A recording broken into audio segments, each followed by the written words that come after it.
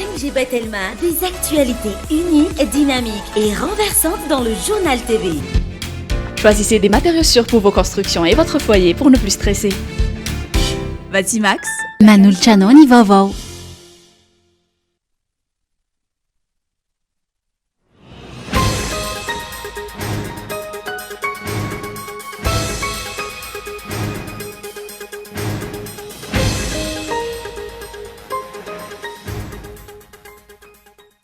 Iza marina ny tena manakorontana eto amin'ny firenena raha toka ampangaina ho toy izany avokoa izay rehetra maneho hevitra noho ny fitantanana tsy mahomby ataon'ny mpitondra amin'izao fotoana izao. Voahososy ny fiandriana amin'ny pirenena ary tsy asiany mpitondra asa ny rotolona ho an'ny tanindrazana indrindra ny raharaha 7 Martsa 1779 7 taona ty aoriana olona nanariny zo pirenena malagasy ary ny safidy ny zo pirenen'ny firenena nanjaraka azy no mitantana ny firenena. Mitotongana ny fari-piainany ireo mpiasa malagasy ny SSM na Solidarité Syndicale de Madagascar tsy ampiatrehana ny vidim-piainana ny fampiakarana ny karama farany ambany ho 10 isanjato ka hanaovan'ireo sindika antsoavo. Mihamafy ny fahasahiranam-bahoaka amin'ny lafiny rehetra ho Toamasina dibo-drano maloto ny fokotany maro, mamely ny aretina avy amin'ny rano miandrona toy ny olapotaka sy ny tazo ary ny areti-kibo. Mitoy ny fanisam-bato an'ny Senegal taorian'ny fifidianana filohan'ny pirenena ho Mali, efa mifaly mipanohana ny kandida avy amin'ny fanoherana na tsy mbola nisy aza ny vokatra ofisialy. Ny antsy prian'izay.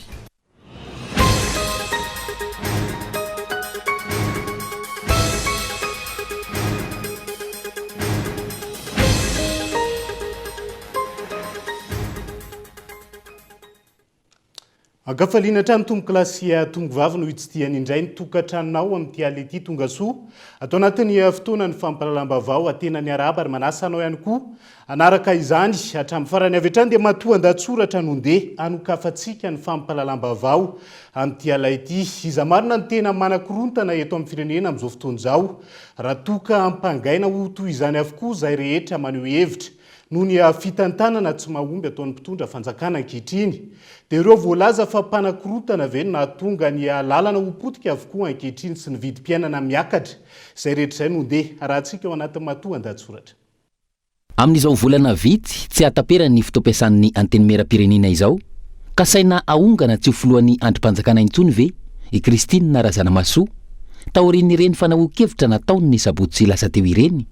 Androany mantsy notondroin'ireo solombavambahoaka IRD sasany ho mpanakorontana sy mpanonga-mpanjakana ny filohan'ny antenimera-pirenena ary nolazaina fa tsy manaraka ny fitsipifehezana misy eo amin'ny vondrona misy azy ireo.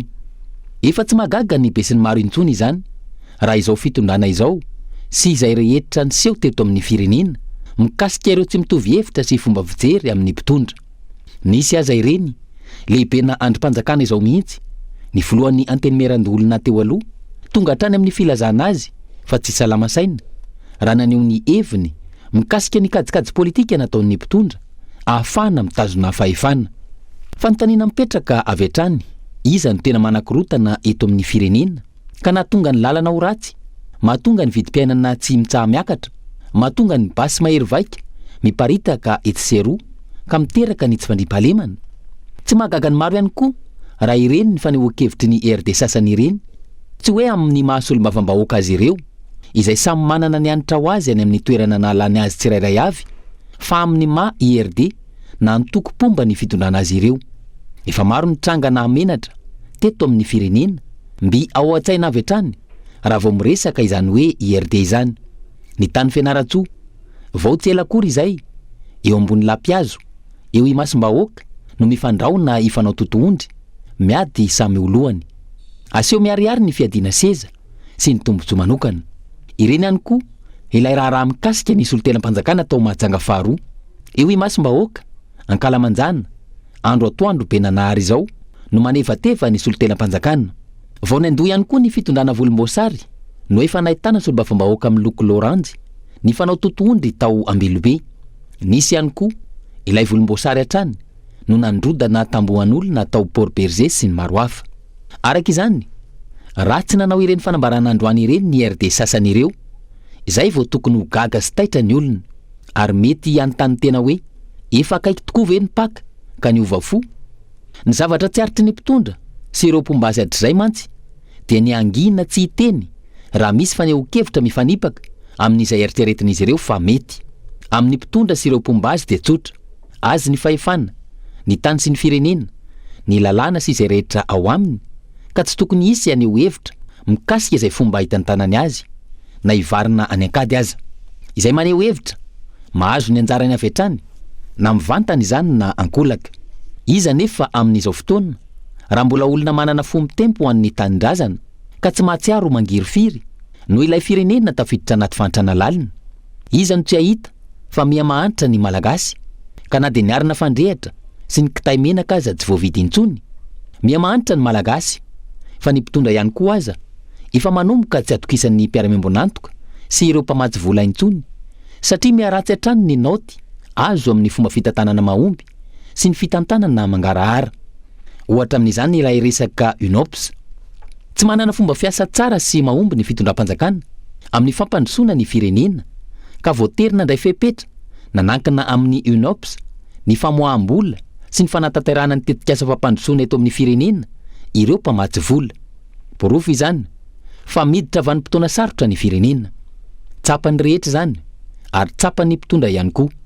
Raha tsy izany tokoa ve tsy efa eno sy manakoako eto sy eroa indray ilay hoe ananganana sekoly manara-penitra etsy, asiana hopitaly manakaiky vahoaka eroa, na koa hoe atao rary vato avokoa ny ampahandalana rehetra eto sy ny maro hafa. Indrindra amin'izao fotoana manakaiky fifidianan'izao, matsapa ihany koa ny mpitondra fa misy zavatra goavana tsy lôzika araka ny fomba fiteny atrehina ny 20 martsa ho avy izao. Efa fantatry ny rehetra izany, ary izay no niadina sy nitolomana talohan'ny fifidianana natao amboletra farany teo iny. Izay no matoan-datsoratra indrindra manoloana ny fikasana nongana ny filohan'ny antenimieram-pirenena amin'izao fotoana izao. Fa voahosihosy tanteraka ny fiandrianam-pirenena ary toa tsy asoiny ny mpitondra asiny ireo tolona ho an'ny tanindrazana. Ndraraha 20 martsa 1779 izay namoizana aina malagasy maro ny ady ho an'ny fahaleovan-tena, ny fahafahana ary ny ananana sisitrana zoam-pirenena malagasy. 77 taona teoriana olona izay nanary ny zoam-pirenena malagasy ary ny safidy ny zoam-pirenen'ny firenena nanjanaka ny Madagasikara no mitantana ny firenena amin'izao fotoana izao. Foto-kevitra izay mifanipaka tanteraka tamin'ny tolona ireo tia tanindrazana tamin'izany fotoana. Onona izay. Sambany teo amin'ny tantara no filoha tsy manana zoam-pirenena malagasy no anatrika sy anome voninahitra ny fahatserovana ny 20 martsa 1779. Tolom-panafana namoizana ny an'ny malagasy maro ny hitaky ny fahaleovan-tena, ny ananana sy sitrana ny zoam-pirenena malagasy. 77 taona aty aoriana, any Rajoelina izay mizaka ny zon'ny firenena nanjanaka ny Madagasikara ary tsy manana ny zoam-pirenena malagasy no mitantana ny firenena. Endrika famerezana asina ny tolona izao zava-misy izao ka tokony hitsangana ireo hery-velona samihafa, fikambanana antoko politika sy ny sambatan'olona ho sarotiny amin'ny fiandrianam-pirenena.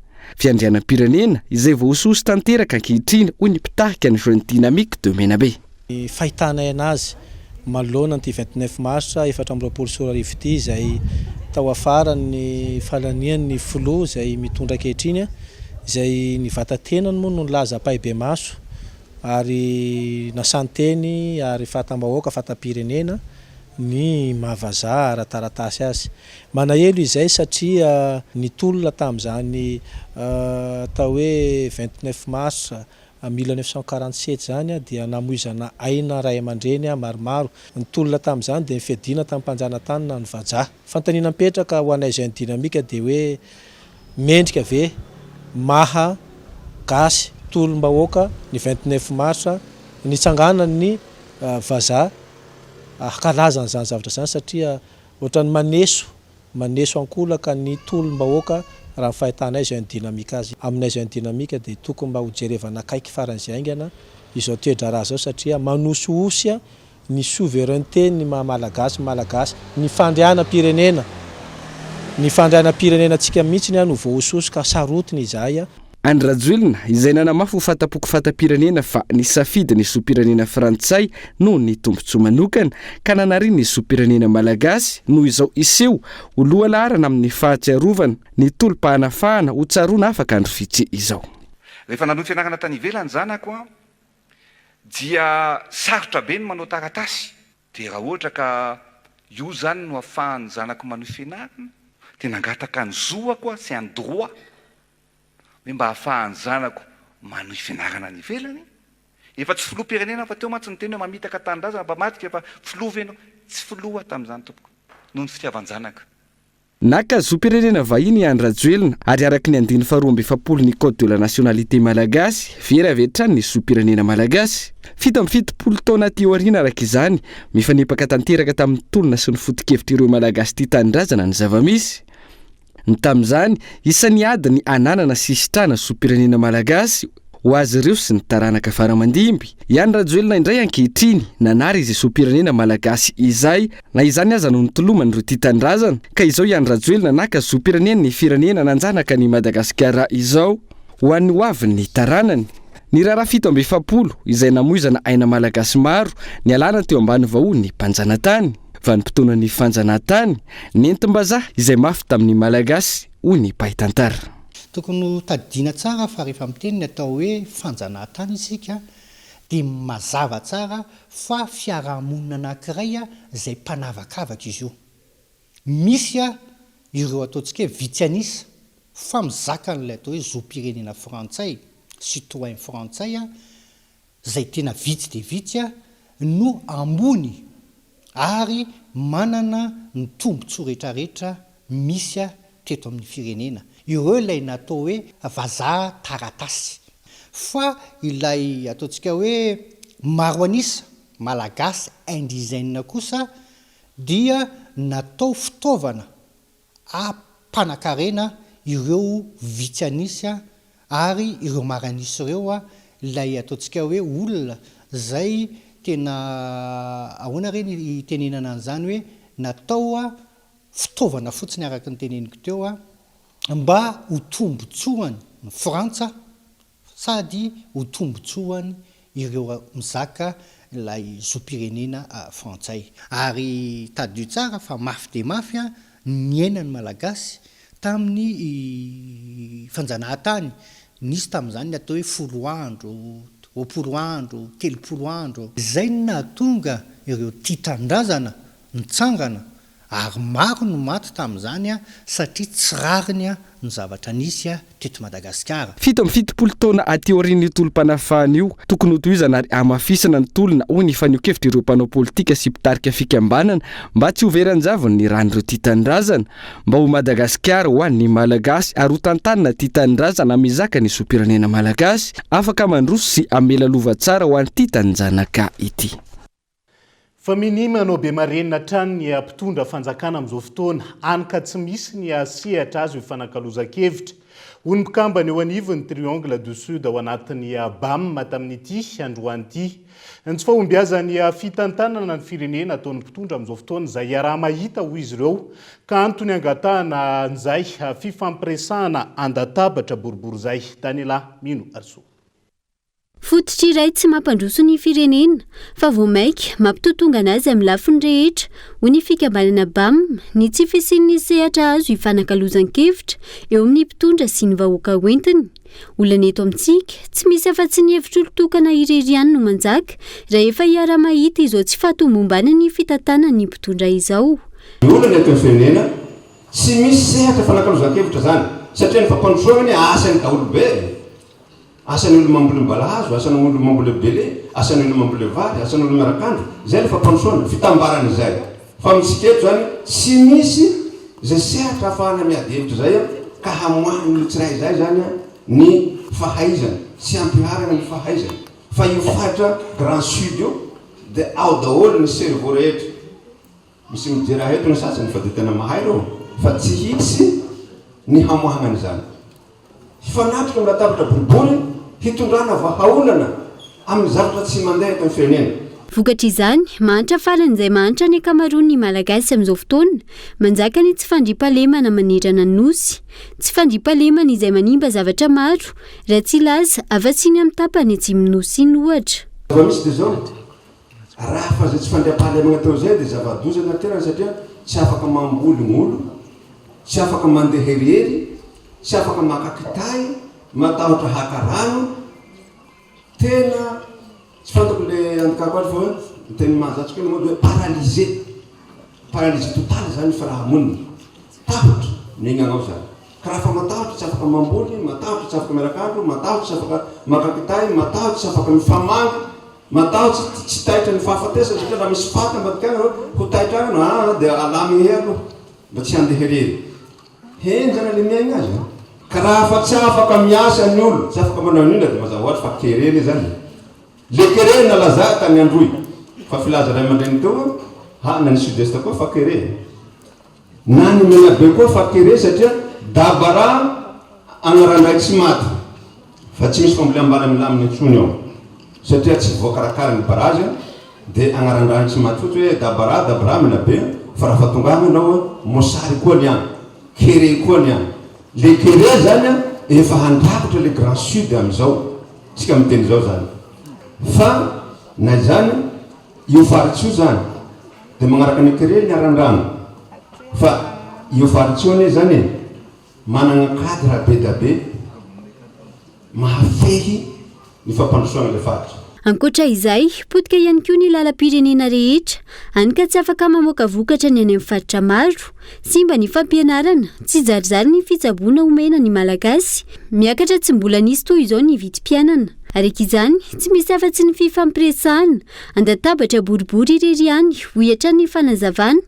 no ahafahana mamahy izao olana eto amin'ny tany sy ny firenena izao fa tsy mitsaha mitotongana ny fari-piainan'ireo mpiasa malagasy amin'izao fotoana izao ny teo anivo ny SSM manano solidarité syndicale de Madagascar tamin'ity androan'ity tsy ampiatrehana ny vidim-piainana ny fampiakarana ny karama farany ambany ho 10 isanjato izay anaovan'ireo syndicat antsoavo amin'izao fotoana izao fitiny kolona mitotongana izay tsisy ny toe-karena malagasy ary miaina fahasahiranana hatramin'ireo mpiasa izay mikarama isam-bolana eto amin'ny firenena na raha nambarany SSM manany solidarité syndicale de Madagascar nandritra ny fianoana tamin'ny filohan'ny anteny miera-pirenena ny sabotsy lasa teo mijaly ny vahoaka malagasy indrindra ny mpiasa malagasy amin'izao fotoana izao hitatsika ny fitotongana ny fahefa mividy hitatsika fa mandalo sedry mafy raha tsy resaka fa ny vaovao amin'izao fotoana izao dia hoe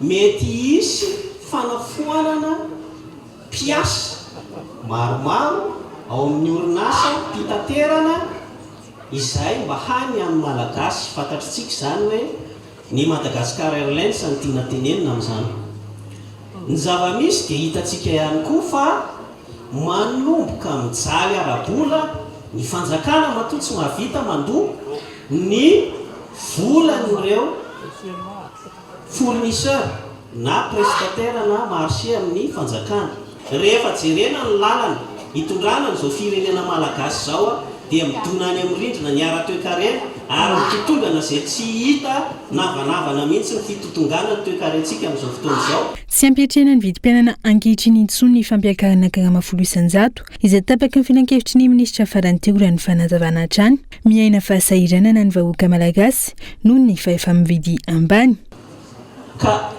eto izahay raha matofolo satria raha ny zavatra hita dia hoe hiakatra 10 isanjato ny karamany amin'ny sehatra tsy miankina izay fantatritsika fa eo amin'ny 2,9 sy 3 hetsy ariary eo dia samy manontany tentsika hoe inona moa ny vitan'ny 2,9 sy 3 hetsy ariary raha manoloana ny vidim-piainana amin'izao fotoana izao raha mamelona tokantrano anankiray ianao inona ny zavatra mety ho vita amin'izay ny olana nefa ny fandanim-bola mpanjakana dia tsy mitsitsy mihitsy ny mpitondra fanjakana manoloana n'izay fandanim-bola mpanjakana izay raha tsy jerintsika amin'ny tetikasa izay ireareany mpitondra fanjakana amin'izao. Nampaneny lakolosy manoloana ny zava-misy iainan'ireo mpiasa malagasy ny SSM nandritra ny fihaonana tamin'ny filohan'ny anteny mera-pirenena ny sabotsy lasa teo. Andrasana ny fihaonana nasionaly ahafahana mamaha izao olana mianjady ny mpiasa izao raha ny faneho-kevitra an-trany. Raha ny zava-misy tsy ireo mpiasa izay mikarama isam-bolana ihany no miaina fahasairanana lalina eto amin'ny firenena. Maro amin'ireo tokantrano no miaina latsaky ny 4,000 ariary anatin'ny iray andro. Omaly tsy miova ankila ny fanapahan-kevitry ny fitondram-panjakana izay saika mironany amin'ireo tsy laharam-pahamehana ho an'ny sosialim-bahoaka.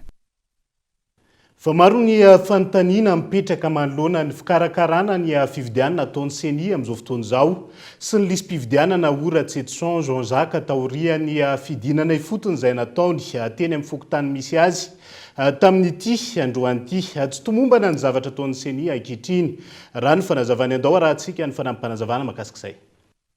Taorianan'ny fitsirihana nataoko androany dia zavatra mivona amin'ilay izy dia hoe mandeha fanarana fanitsiana ny fokotany fa indraindray io na matetika io tsy voaray anatin'ny lisitra vaovao alefa ny CENI rehefa avy eo. Dia miteny zao zareo misy efa nalefa indray mandeha tsy tafiditra, nalefa indroa tsy tafiditra, fa ny telony zay vao mety tafiditra raha tafiditra. Dia io farany io zao izy ny fokotany eto aminay vao nanao eta anankiray hoe reto ny olona mbola tsy tafiditra fa tokony ampidirina. Fa io indray aloha tsy miverina aty intsony izy. Ka mivavaka fotsiny hoe ho tafiditra anatin'ny lisam-pividianana ilay olona. Satria nanontaniako teo hoe ilay olona reo zany efa niraisina nandramana nampidirina tsy tafiditra. Ilay olona zany mihevitra nefa hoe efa tokony anaty lisam-pividianana. Dia fanontaniana apetrako androany any amin'ny mpitondra fanjakana hoe raha tonga ve ny andro ny fividianana, ilay olona izay nalefa any amin'ny CENI ny anarany hoe ho ampidirina ka tsy tafiditra, afaka hifidy ve sisa tsy afaka hifidy? Iny zany mbola baraingo. Iny tsy afaka mamaly an'izay ny fokotany. Fa ny azy ny teneniny anefany hoe rehefa tsy anatin'ilay lisitry ny CENI farany dia tsy afaka hifidy zany hoe tsy afaka hifidy zany angamba ilay olona amin'ny farany. Dia tsy mahafa-po zany le zava-misy. Tsy hitomombana mihitsy zany ny zavatra ataon'ny CENI. Zay ny tena marina. Larana faharoapolo avy any amin'ny farany izany hoe firenena fa 320 amin'ny firenena 370 sambatra indrindra maneran-tany Madagasikara araka ny tatitry ny firenena mikambana momba ny fahasambarana na ny rapport mondial sur le bonheur ho an'ity taona 2020 ity.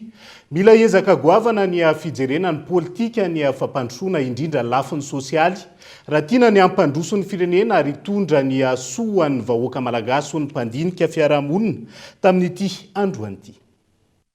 Araka ny tatitry ny firenena mikambana momba ny fahasambarana na ny rapport mondial sur le bonheur ho an'ity taona 2020 ity, voasokajy ho firenena fa 320 amin'ireo firenena 370 sambatra indrindra maneran-tany Madagasikara. Fa nadadina izay voamarina ny arahan'ny firenena mikambana ny Université Oxford sy ny fikambanana Gallup izay misehatra amin'ny fanisana. Profo azy hitarafany izany fa mbola misedra olana goavana ny sosialim-bahoaka amin'izao fotoana izao ho ny mpandinika fiarahamonina androany. Ny ankamaroan'ny malagasy izay mbola miaina ao anaty trano tsy zarizary sy tsy manara-penitra raha tsy jery afa-tsy ny kalitaon'ny fiainan'ny mponina. Tsy azo lazaina hoe tsara ny tontolon'ny malagasy tao anatin'ny fotoana vita. Ohatra fotsiny zao satria misy tondrana kely nampiasainy zareo. Ohatra fotsiny hoe raha nanontaniany zareo le malagasy amin'ny hoe afa-po ve ianao amin'ny fiainana amin'ny ankapobeny. Dia rehefa jerevanao na tsy mila manao ankety tokoa fa angamba ny any anaty taxi be ianao na any manontany an'izany dia rotoroto lava zavatra ohatrany ditako hoe satria tena fijeriko anazy somary ny ratsy le fiainantsika lasa be eny aiasy ny sisa sy ny sisa. Point anankiray sao no tenenjareo ny qualité de vie. Qualité de vie zany ao anatiny na ny trano fonenana na ny zavatra any ohatran'izany hitantsika fa miaina ao anatina trano tsy zarizary, efitra kely ny fipetrahana fianakaviana maro, tsisy jiro na misy ara tapaka foana tsisy toeram-pivoana zany hoe tsy manaraka n'le fenitra ny trano fonenana fotsiny zany resahako zany. Mila fanovana ny goavana ny fanaovana politika eto Madagasikara raha tiana ny ampandrosy anatsara izay sosialy mimponina izay hoy hatrany ny fanazavana. Raha vao miresaka anao fanjakana dia politique publique any resaka le fitaovana sy le drafitra hoentiny mampandroso zany ny vahoaka ray manontolo.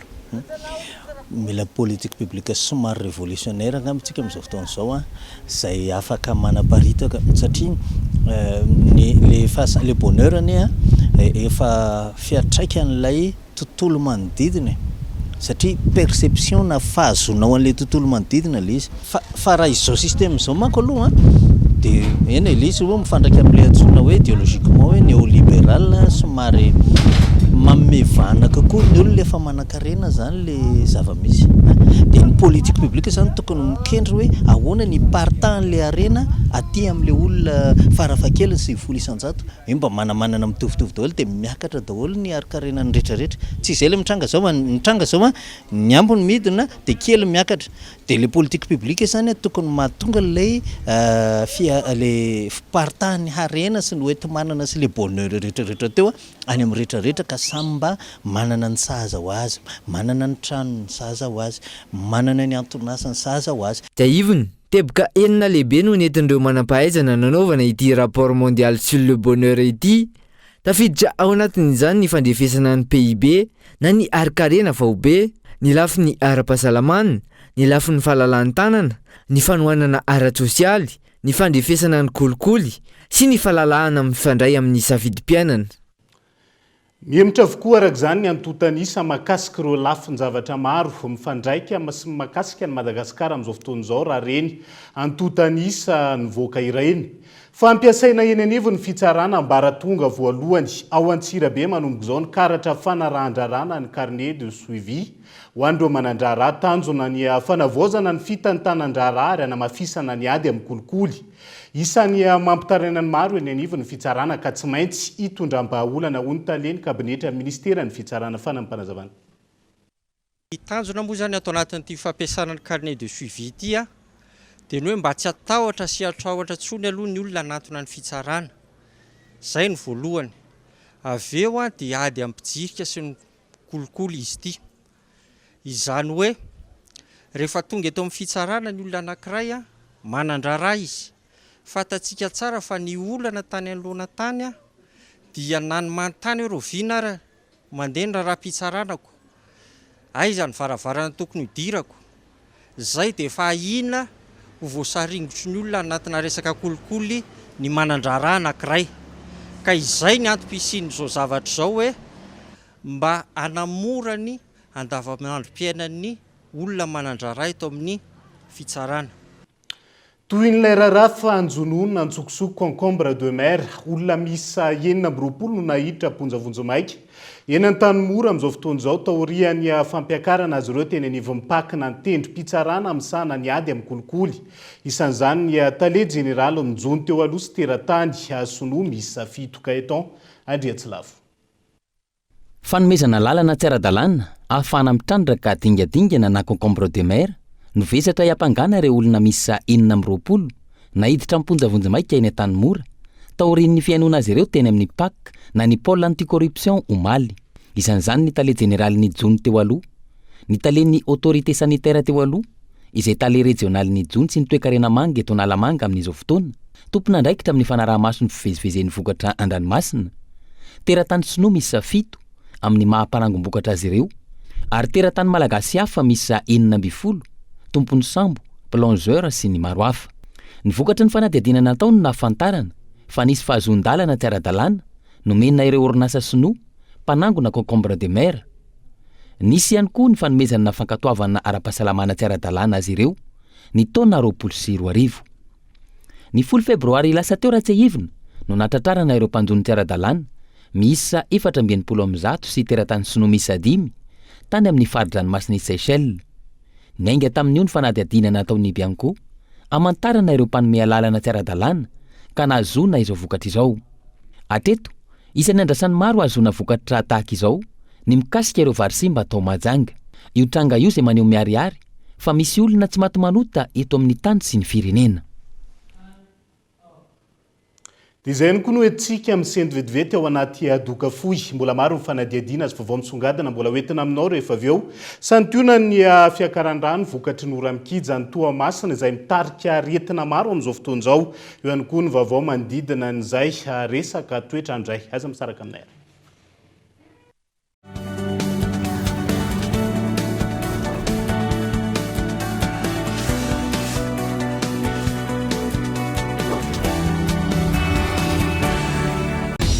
Raikitra ny Zarakado ao amin'ny Telma. Zarakado miaraka amin'ny finday Telma anomanana no avy fihenam-bidy-goavana amin'ny iField Prime sy S Prime miampy bonus méga isurfena amin'ny fotoana rehetra. Ararotaingana mba tsy ho diso anjara.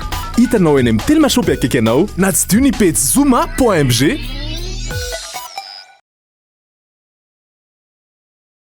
Qu'est-ce qu'Airfiber by Blue Line? C'est une connexion Internet qui transmet vos données à la vitesse de la lumière. Airfiber est connecté à la fibre optique de Blue Line, garantissant ainsi stabilité et rapidité. L'installation est d'une grande simplicité, facilitant ainsi l'accès à une connexion ultra rapide comme jamais auparavant. Imaginez en plus un opérateur qui ne compte pas vos datas la nuit et les week-ends. Chez Blue Line, c'est exactement ce que nous vous offrons avec Airfiber. Pas de flux pour freiner vos soirées Netflix ou vos projets du week-end. Avec Airfiber by Blue Line, vivez le vrai illimité, sans compromis et encore plus rapide. Faites le bon choix et abonnez-vous dès maintenant auprès des Blue Line Store.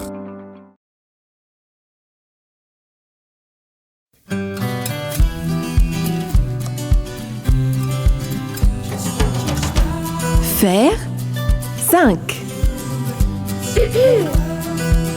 Calcium et vitamine A avec une bonne dose de rire. Une recette source de 4 nutriments essentiels. Parce qu'il faut de bonnes choses pour bien grandir. La vache qui rit parce que c'est bon de rire.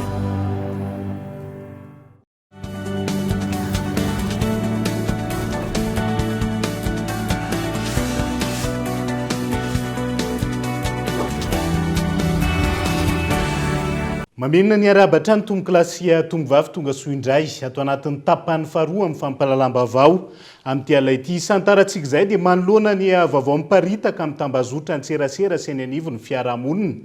Izay milaza fa mampangidihidy ny fihinanana ny menaka ina izay vokarin'ny orinasa Ita na ny huilerie industrielle de Tamatavy. Nandiso io filazana io ireo mpiaro ny zon'ny mpanjifa izay nanao fidinana ifotony sy nanao fanaraha-maso teny anivo ny orinasa. Manaraka ny fenitra ny asa rehetra ataon'ny orinasa ho ny tale generala nyity orinasa ity. Taorian'ny resaka ny ely, indrindra tamin'ny tambajotra tserasera fa mitondra alergia ny menaka vokarin'ny orinasa Ita dia nisy ny fidinana ifotony tampoka natao tamin'ireo ozinina miisa roa mikirakira ny famokarana ny avy amin'ny fikambanana mpiaro ny zon'ny mpanjifa. Ilay menaka mitondra ny marika Ina izay iray amin'ireo vokatra vokariny vita amin'ny soja ity voalaza ho mahatonga alergia ity. Rehefa tonga taty fotony dia nahita fa zao le menaka soja Ina. Ary nijerena le mahatonga ny alergia tety an'le ozinina nakorotatia fa tsy misy le resaka alergia ny laboratoire. Satria zao ny zavatra hita eto misy daty zay tsy azo kitisana ary roa taona faharetan'ity menaka ty. Fa so mahitsika lany daty dia afaka miantso ny tena fa midina vetrany fa ataovy azahoantsika porofo hoe tato amin'ny magasin ty marina ty mividina sorana betabe zareo satria nitapohana taty amina tonga taty fa tsy hita le menaka nampitonga ny alergia karaka ny fanambarany laboratoire. Menaka tsy voahodina na huile brute afarana avy any ivelany araka ny fanazavana no akora fototra diovina sy ahodiny ny orinasa ho lasa menaka fihinana. Manana ny laboratoire fitiliana isan'ny tsara indrindra aty amin'ny ranomasimbe indianina sy aty Afrika Atsinanana ny orinasa Ita. Na izany aza nefa tsy maintsy mandalo ambaratonga sy dingana fitiliana samihafa amin'ireo laboratoire nefa izany vao afaka amidy eny an-tsena jifainy ny mpanjifa sy ho azo ampiasaina ao an-tokantrano araka ny fenitra apetraky ny ministeran'ny varotra sy ny ministeran'ny fahasalamana. Rehefa manaraka ny fenitra tokony hoarahana zany ny kalitaon'ny menaka zay vao manome an'io certificat de consommabilité io ny ministeran'ny fahasalamana zany hoe azo hoanina io menaka io.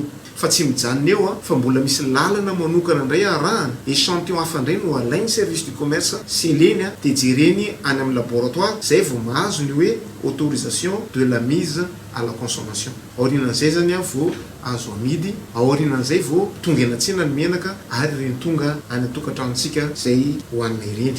Dia eto zany dia manantitra dia manitsy ary manamafy fa ny menaka vokarin'ny société hita dia menaka manaraka ny kalitao sy ny fenitra zay atao amin'izany satria manaraka tsara ny takin'ny ministère ny fahasalamana, manaraka tsara ny takin'ny ministère ny varotra zay vao tonga eny amin'ny mpanjifa zay hitantsika azy ireny. Tsao sy resaka inina aely arak'izany no anasokajiny ny mpiaron'ny zon'ny mpanjifa ny fanaratsiana atao amin'ny vokatra vokariny ity orinasa malagasy ity izao. Milaza ny everiny fa antony izany sy mitondra fanentanana ho an'ny mpanjifa sy ny vahoaka manoloana izany ny filohany ity vondron'olona miaro ny zon'ny mpanjifa eto Madagasikara ity. Andao tsoanantsika foana ny zavatra vita malagasy fa manome tombotsoa ny firenentsika malagasy sady antsika vahoaka. L'importateur zao sy ny exportateur dina ny Malaisie sy Indonésie tsy fantatritsika langady hoe menakeny inona marina natao amin'ny menaka fa tatia afaka manapofo anareo fa tsy saketritsika menaka. Hijanona ny toamasiny izay hatranisika fa lafo mba vao hafa. Mihamafy hatrany ny fahasarana vahoaka amin'ny lafiny rehetra ny toamasina amin'izao fotoana izao. Dibo-drano maloto ny fokotany maro, mamely ihany koa ny aretina avy amin'ny rano miandrona toy ny olapotaka sy ny tazo ary ny areti-kiboka velo tarainy ireo mponina any an-toerana ankehitriny. Kolo toamasina. Ankoatran'ny vidim-piainana izay tsy mety ahitany ny fanjakana vahaolana, mitohy mikija hatrany ny orana ty toamasina, saika dibo-drano avokoa ny fokotany rehetra. Fianakaviana maro no miaina ao anaty rano maloto, efa mambolana maro izay, toy ny eto Ambolo-Madinika izay efa ho 3 volana izay no niandronan'ny ranomasiso eto amin'ny parcelle 13-21. Vokany mirongatra ny tazomboka sy ny olapotaka ary ny fivalanana raha ny fitarainany ireo mponina. Marary tora mahazo tongotro ma areti-kibo mivala zegny aby mahazoany aky. Olapotaka. Ay, ya. Nanomboka janvier zegny izy efa tagnatiny. Ya. Jusque zao i. Dia inona zany atao amin'io? Tsisy amin'ny androaligny soragna menaka sasagny dia atao rano mafana dia anasagna ananjy iny zay miagny izy malele dia ndosiny matory. Tsisy fagnafodiny. Manentegna tegna manentegna amin'ny androaligny. Tratrany aby zay jiaby magnodidina tanàgna araiky agnaty rano to tratrany aby. Ay. Mifindra lisa? Tsy mifindra fa misy biby agnatin'le rano. Biby madinika mena. Tena problemnay rano ty alokany. Mbo mangataka zahay zany mbo misy vahaolagny rano ty. Satria raha vao magnoragna kely ny andro feno tany jiaby zagny tandray magnatra am'le zazakely atahoragna solatsika an-drano. Ary ny hongotra efa lo daholo agnatin'ny rano reto. Aretigny mandeha tazogno raha fakofako jiaby lo re mantsina ake dia mitondra arety. Efa olapotaka edy moka izy aketo tsy fantrina olapotaka na ino aby fa dia efa karaha bokaboka igny hongotro jiaby. Tsy mifindra fa zay sinitra agnaty rano reny mahazo ananjy daholo. Na zazakely ary ndre misy vodin-jaza malele daholo mipetraka amin'ny tany mandomando. Malele izy dia izy vake amin'izay mehy miredaka manjary vay. Sasagna dia atao rano mame fogna dia zay. Satria ny volvangany fagnafody zay fa tsisy satria zay vola hely hita igny atao amin'kanigny, vola hely hita igny atao amin'kanigny. Ny zaza madinika, ny aretina misy, ny sakafo efa hitanao na fa ny didavambola raha tsisy. Ohatranay zao manasa lamba ny asanay fa izy any mpanasa lamba anay io. Tsy atokony olona sao dia ataon'olona manasa amin'ny rano maloto. Fa tamin'ny janvier ty rano ty va nanomboka. Efa tamin'ny janvier jusque zao. Dia misy ny areti-kibo, ny zaza madinika zao misy sempotra sasany, misy zazakely vonimparasy kankana amin'le lamba tapilena dia. Zao zany tena fijalinay aty zany dia resaka rano. Satria na an-dakoro na mipômpy ampiasaina zao dia difotra rano nefa ianao angataka rano an-dakoron'olona rano be ohatr' zao daholo. Dia mba mangataka akaiky amin'ny fitondram-panjakana mba jereo akaiky re zay fa tena mijaly. Satria na za madinika marary ianao mivoaka andeha tady hanina tsy hita hoe aiza tany andehananao amin'le rano be daholo lena kilaoty. Tsy hitanao hivoaka anao dia ile aiza misy olo kilaoty isak'izay hivoaka. ny retina zao dia areti-kibo ny tena mamely dia ny malailay vatana jiaby satria rano ty ato daholo ny olona ato mangery ato mamany tsy hitanao tsony fa dia aretina amin'ny rano maloto ny azo potika daholo fitaovan'ny mpianatra zavatra ny rano tena potika tena mijaly aloha mijaly fa tsy hita atao an-tena hoe andeha hitady trano anofa ny vola andeha anofana ary tsisy anaovantena mpiavon-tran'olona tsisy izay fokotany rehetrarehetra atao anatin'ny firaisan'ny tanamboasanky dia dibo-drano avokoa tena dibo-drano tanteraka ary tiany zavatra mampalahelo fantatsika tsara fa ny eto Tamatavy dia miaina amin'ny pompitany ary ny WC izay ampiasaina eto Tamatavy dia WC izay angadiana reny fa tsy mba foseptika akory amin'izao fotoana izao dia mitambatra ny rano hoanina sy ny rano isasana sy ny WC dia mba manainga mavesatra manainga mpanajana ho atsika izay mba mpitondra fanjakana akaika na lavitra mahijery mivoaka ny Tomasina fa tena mijaly mivoaka ny Tomasina ny tazo dia mampalahelo ny ankizikely izay izao mihitsy dia efa tamin'ny 12 alina dia nitondra zaza tany amin'ny hôpitaly tamin'ala satria sepitra vokatry ilay rano angamba fahafantarana azy raha ny fitarainan'ireo mponina hatrany vokatry ny fanorenana fotodrafitrasa tsy manaraka ny fenitra no olana mampitohana ny fikorenan'ny rano isan'izany ny lalana pave eo ambolo-madinika izay avo kokoa raha oharina amin'ny tanàna eo ihany koa ireo fanorenana trano sy fefy eo ambony ny lakan-drano tena olana eto aloha dia tia toerana ity nisy kanal fa saingy hoe nitapenan'ireo mpanao trano ireo nanao tamboho zany tato dia nanao trano koa le ato dia efa nitaraina an'io tamin'ny commune zay dia ireo milaza hoe mpiasan'ny commune dia lasa zao ny iainana ety nefa n'izay dia misy zazakely misy mpianatra misy tsy salama monina aty aminay ety ny zavatra angavianay dia mba hijerevany fanjakana maso anay akaiky indrindra satria tena fahoriany zao io tsy hoe olona ray fa tena olona betabe zay amin'ity fokotany ity victime n'ity canal ity nitotoran'io dalina io na ny tany andehanana IVSR tena olana be aty amin'izao satria tsingevana hatramin'ny maloto aty aminay ety tsisy tany ale amin'le mikaka dia sasany tonga dia manary an'le izy ao anaty rano ao nefany fahasalamana amin'ny voalokarena nefa aiza amin'ny fahasalamana anjoanay na amin'ny volaniananay dokotera raha tsisy dia izay mba angatananareo tokony andraikitra ambony ao mba hijery akaiky ny fijaliana ety anaty rano aty fa mba vahoaka ihany izay mba manana ny zonay sitraka ny tokony hanana ny sosialistranay izay io zao rano be efa ho 2 volana tonga ny 13 avril avy eo dia efa ho 2 volana izay ato anaty rano nanomboka tamin'ny oranandro tamin'ny février iny dia efa tanaty rano izay ka hatramin'izao ny mahatonga n'izy io zany avy amin'ilay pave etsy ambony etsy taloha zany izay mba misy rano ohatr'izao ihany rehefa tonga amin'ny fotoanana saisona oranandro fa misy famakinana azy ao ambony ihany samy mamaky izay dia mandeha any amin'ny parcelle ambadika any izy dia zareo andray mamaky mandeha any ambadika any fa noho ny nahatonga n'izy io zany avo be le pave mo vato dia tsy afaka angadiana tsony dia lasa mandeha aminay aty daholo le rano dia izy nareo zao mbo fa mahita maso fa mijaly izay tegna mijaly ny ankizy amin'izao dia any ambony fandriana any foagna tsy afaka mivoaka amin'izao zany tsisy mampanasa lamba tsony noho ny abetsaka le rano satria mieritreritra le olona ho sasany amin'ny rano maloto dia de toute façon io pompenay agnaty rano io tsisy anasagna lamba mihitsy ary tegna sahirana dia sahirana ary tsy manankohaniny sognambo sisa mbo moramora hoaninay ny fangatagna ambondrindra ny fagnampiagnanay fa zay tegna traboigna tsy manankohaniny présidentanay tsy mandrarahanay mihitsy zao sisa ny sakafo hoaninay tsisy vary satria ty azona 500 vary hoanigna efa tsisy tompoko mangataka zay tegna mijaly mihitsy matahotra mivalagna retigna kanefa tsy hitany atao tragno tsy azo ialagna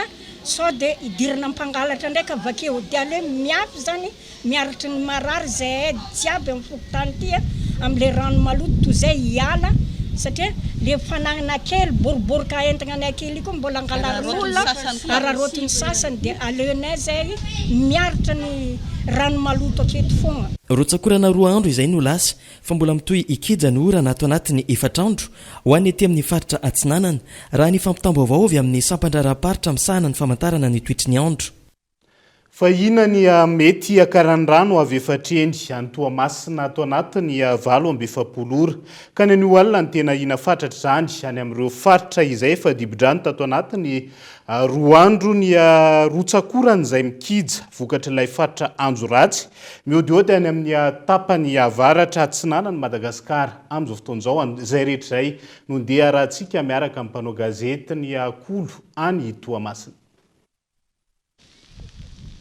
Mbola mitoy mirotsaka ny orana ho an'eto an-tampon-tanàna Toamasina amin'ity alina ity rotsakorana izay efa 2 andro izay ka nitoy tamin'ity androany ity izay isany nahatonga ireo faritra sy quartier maro difotry ny rano izany hoe dibo-drano amin'ny ankapobeny ireo fokotany maro an'eto an-tampon-tanàna ny Toamasina.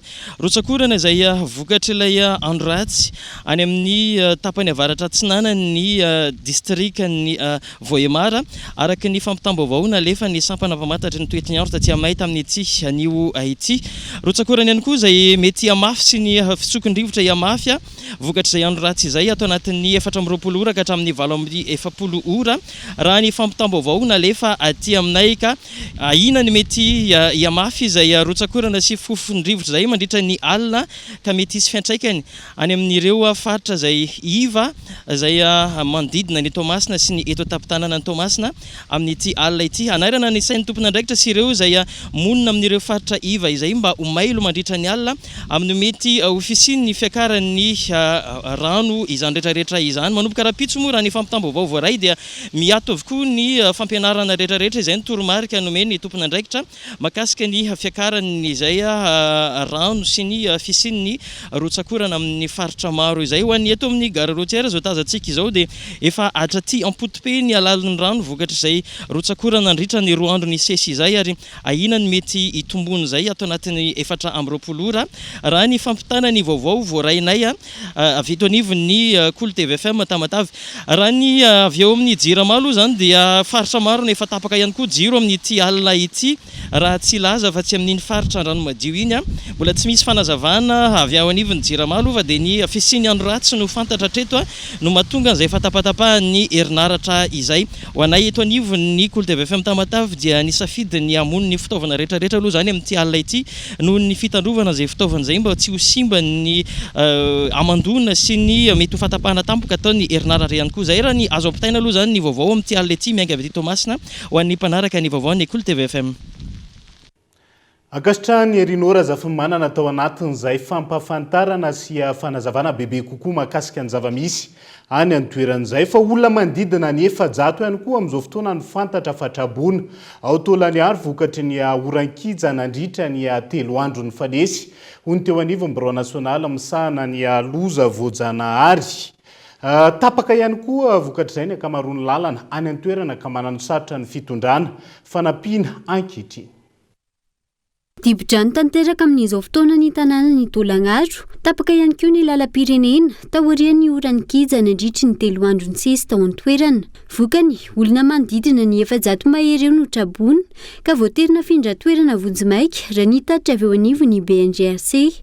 Vokatra zay dia efa misy ny atao hoe olana navondrona amin'ny toerana izay mba hoe atokisana mba tsy hoe isy loza faharoa indray mahazo azy zany hoe le antsointsika hoe site d'hébergement hatramin'ny tatra azoko zao anankitelo no site efa mitsangana an-Tolagnaro amin'izao fotoana zao itsika moa manana antsoina hoe point focal tony any Tolagnaro manana birao koa tsika ao Ambovombe dia isorako eto ireo tompona andraikitra any an-toerana ny fanometanana nametrahana an'ireo olona reo hatramin'ny alina napetraka ao anatin'ny trano anankiray. Ho fanampiana ireo trabona ireo araka izany nanolotra fitaovana toy ny vary milanja 700 taonina, voamaina milanja 90 taonina, menaka 3.4 litatra ho an'ireo trabona tamin'ny alalan'ny BNGRC androany ny fiangonan'i Jesoa Kristy ho an'ny olo-masiny andro farany.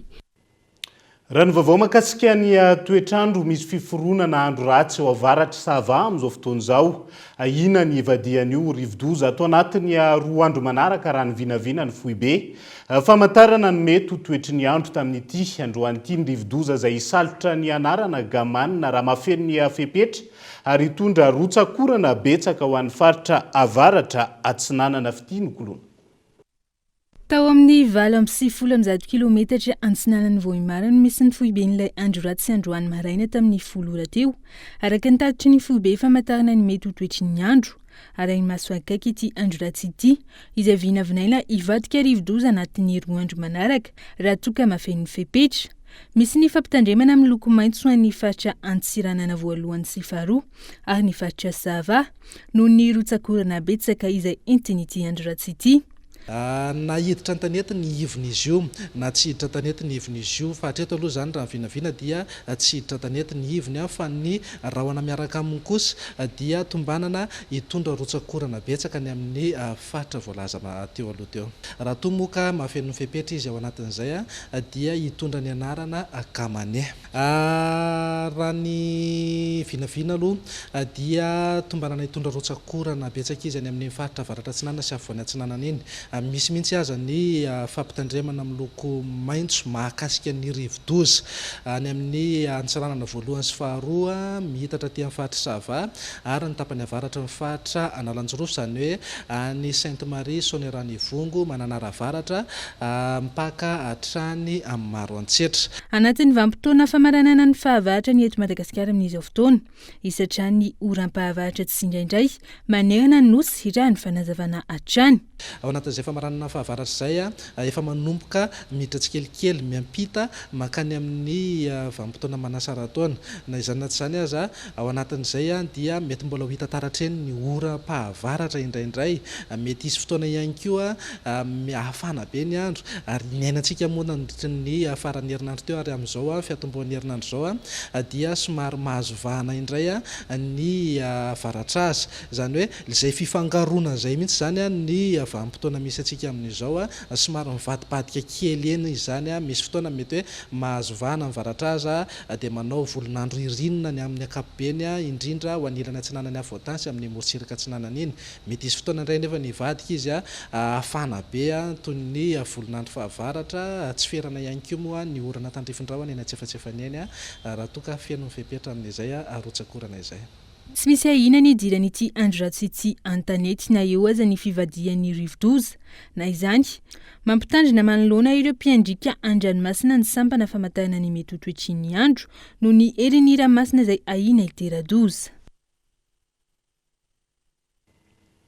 Fa ho fanatanterahana amin'ny atsakany sy andavany ny asa ny sitraka fampitaovana avy amin'ny maso frantsay sy ny orinasa LSC ny kompania ny Gendarmerie Pireneny ny vato aeroporo.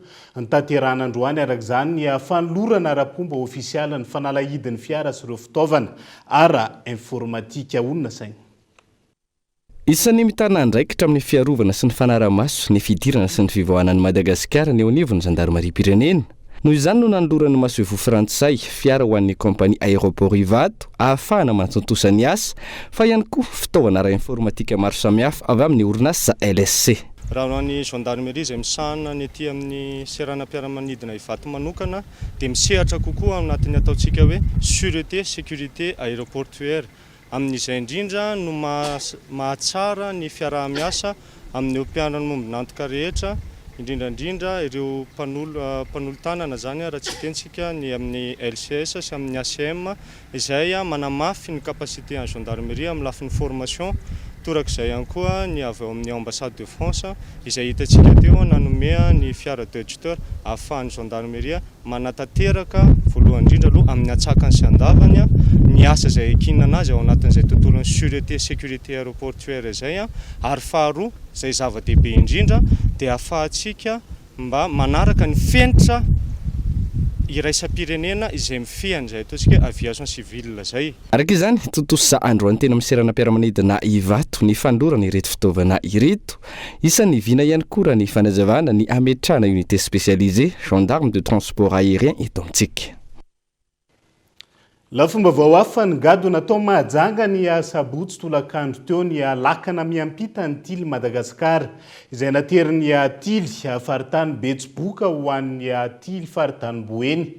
Misa eny ny lakana io manerana ny Madagasikara ka faritra fahatelo nandray ity lakana ity ho an'ny faritra tapany avaratra noho izany ny tily faritany Boeny. Anja Robert Kolo Majanga. Ny gadona teto Mahajanga ny tolakandro ny sabotsy 13 ny volana martsa ny lakana miampita ny tily Madagasikara natery ny ekipa ny tily faritany Betsiboka avy ao Maivatanana ho eto amin'ny ekipa ny tily faritany Boeny.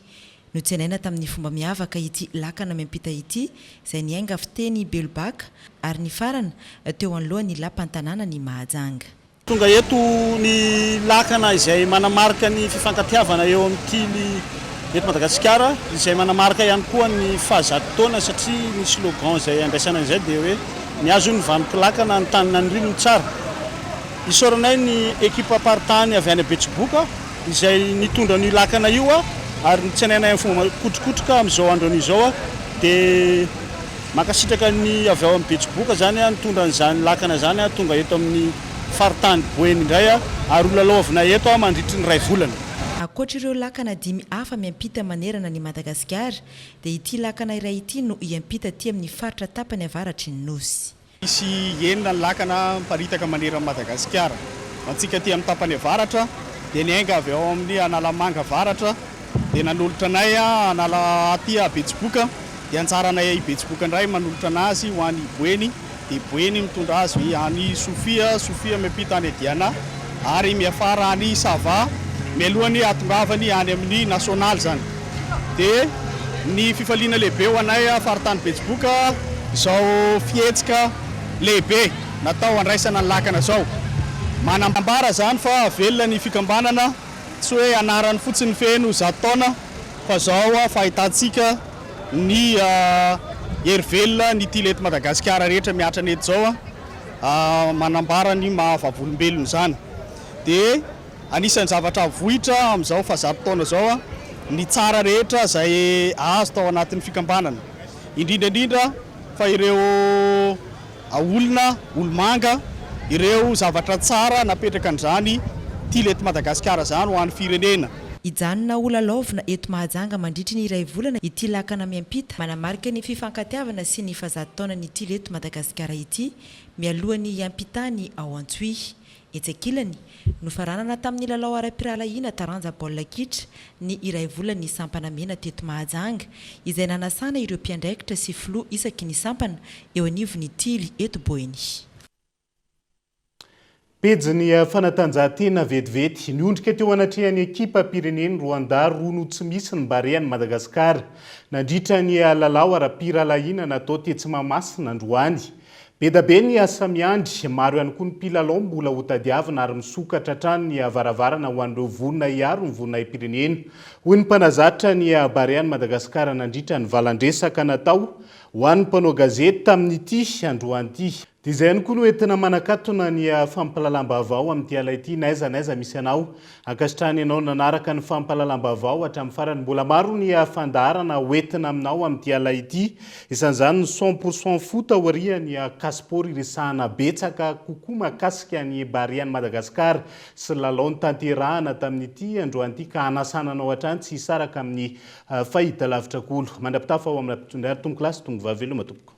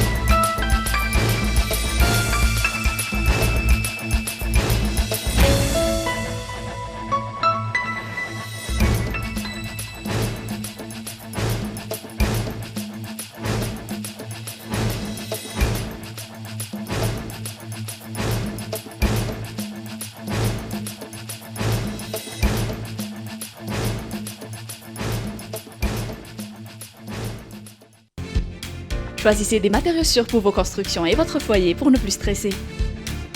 Vatimax vous a présenté Vaovao. PDG Bethelma, des actualités unies, dynamiques et renversantes dans le journal TV.